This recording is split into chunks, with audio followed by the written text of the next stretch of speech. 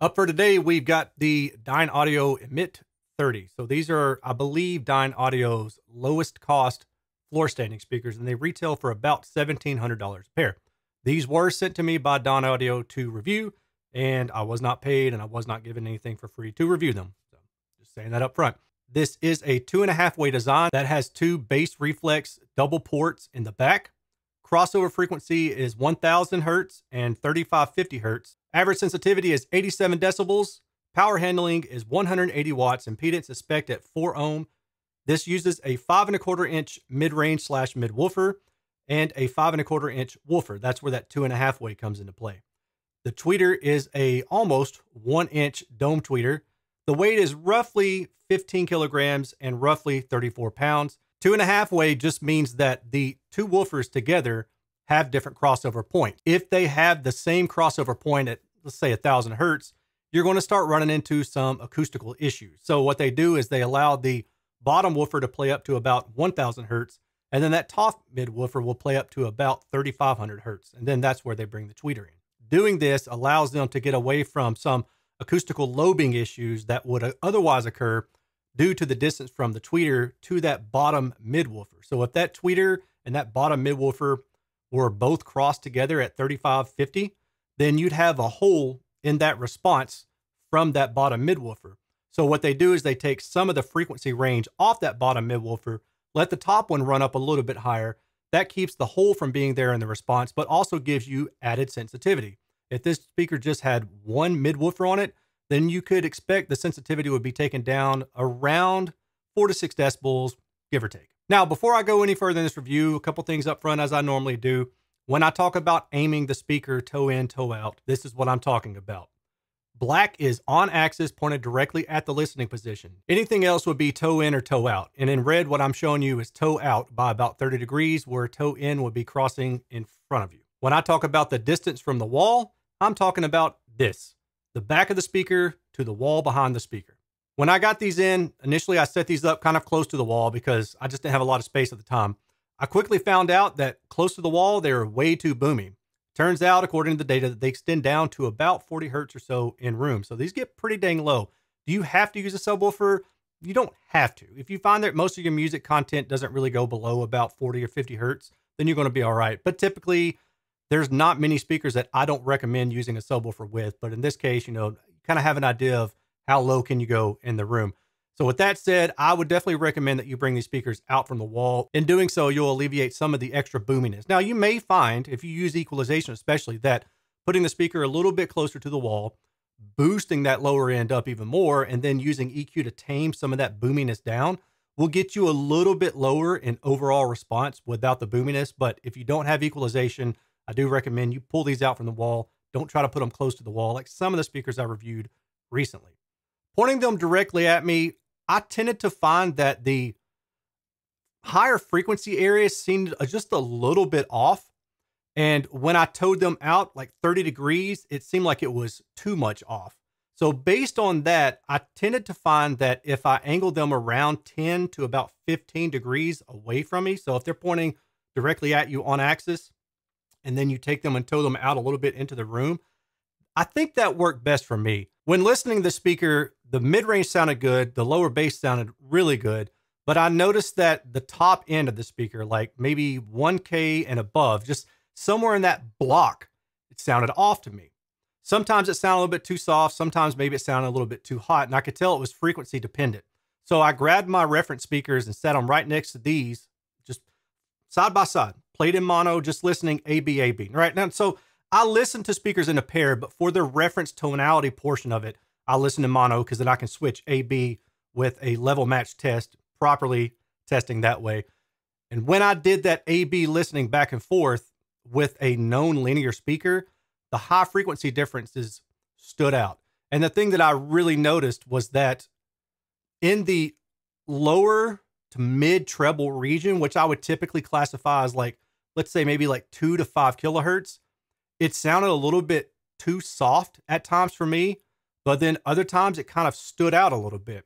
And I wasn't quite sure what to make of that, but luckily we have data that helps explain some of that, so I'll talk about that shortly. Now, I will say that typically I would prefer to have a little bit of a notch in the treble rather than having a boost there. But in this particular case, personally speaking, it was too aggressive of a notch for me. So I think that if you have equalization, personally, what I would do is I would go into that area, 3 to 6K, with a Q of about 1, and I would bring that up like 2 decibels.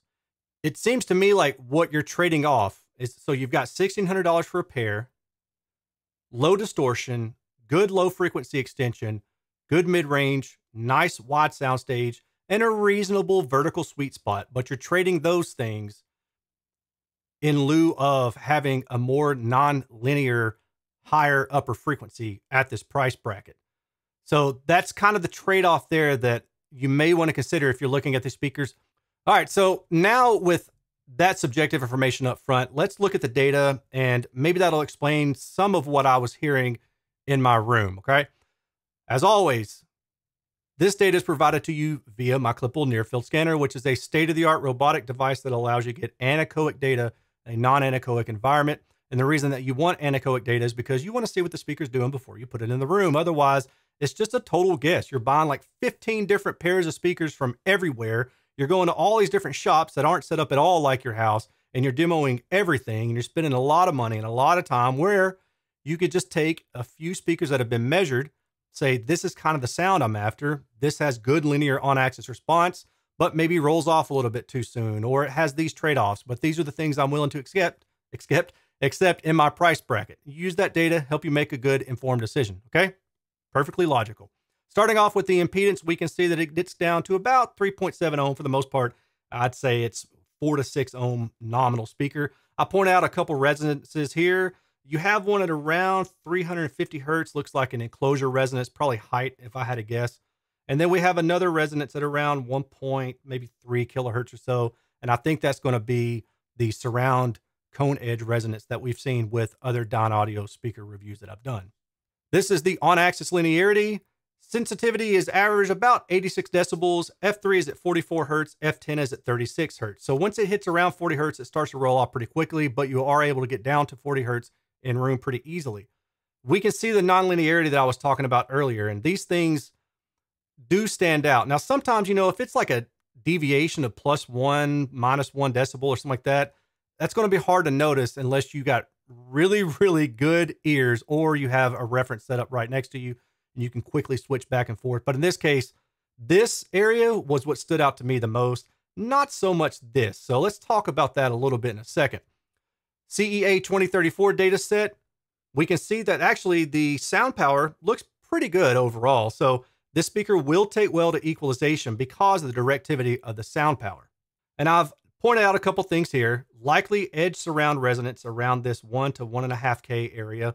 And then I said good linearity and directivity means use of EQ can effectively resolve nonlinearity if desired. The if desired means that you get these speakers, something's a little bit off, but you like everything else about them. You want to go in and EQ this particular area up, or you want to bring this down a little bit and bring this up. You can make those changes pretty easily because the speaker has pretty good uniform dispersion characteristics. Estimated in-room response, and this line is approximately how I heard the speaker in the room. So again, in-room extension to about 40 hertz. This part was a little bit interesting when I was A-Bing against my reference speaker, where I say it could sound a bit forward or a bit recessed depending on the specific instrument or the frequency that you're listening. The other thing is the male voice may lack a bit of presence, or cymbals might lack some sizzle due to this dip right here.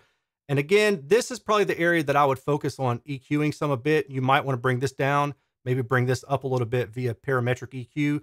This probably going to be more noticeable than this, but to me, this was wide enough and about 2 to 3 decibels in level that I would bring that up if I were you.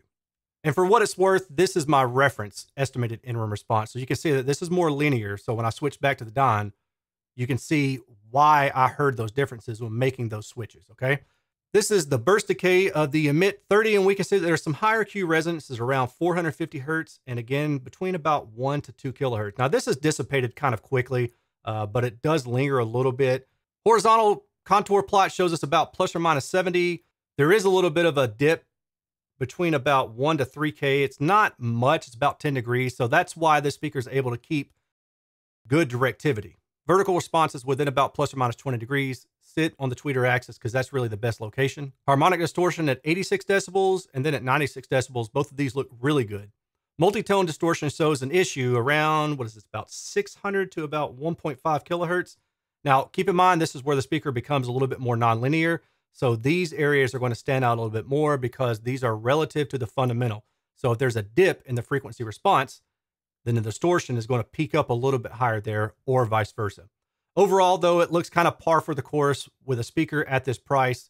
And then if we use an 80 hertz crossover, it diminishes a little bit. Not a lot, but a little bit. Compression on this speaker, to me, honestly looks pretty good. So we see that there's some issues right here. This is that cone edge surround resonance.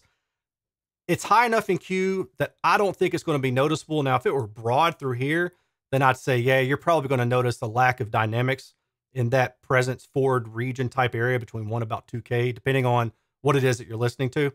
But in this particular case, given that it's so high in Q, I don't really know, but it's nice to have this information to compare it to other things later on if you kind of choose in between something, okay? And that does it for this review. Overall, my take is that it's a pretty good value. It has good extension, good mid-range, good directivity, so it takes well to equalization. The higher frequency area to me was problematic, and I would adjust that via EQ for my needs. If you have any comments, questions, or concerns, put them in the comment section below. I work a day job, so I might not see it, but I'll do my best. If you'd like to help support this channel in any way possible, there are really two easy ways you can do it. One is join me at patreon.com/Erin's Audio Corner, where you get behind the scenes information, up-to-date info, and stuff that I don't post publicly. Secondly, you can use any of my generic affiliate links that are in the description section below. If you got to buy something for Christmas or the holidays coming up, then just go click on one of those links, Amazon, Crutchfield, whatever. It doesn't even matter what you buy or who you click it through. Whatever you buy will earn me a small commission as long as you click it through that link. Hope that makes sense. Yeah.